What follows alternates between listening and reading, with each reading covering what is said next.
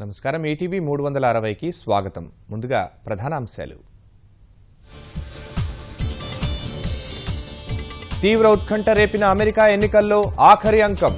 మరికొన్ని గంటల్లో అధ్యక్ష ఎంపిక ఓటింగ్ ప్రారంభం. చరిత్ర సృష్టించేందుకు హిల్లరీ ట్రంప్ పోటాపోటీ. గతానికంటే భిన్నంగా సాగిన ప్రచారం. రాష్ట్ర సమస్యలపై ప్రధానికి నివేదిక ఇవ్వనున్న సీఎం.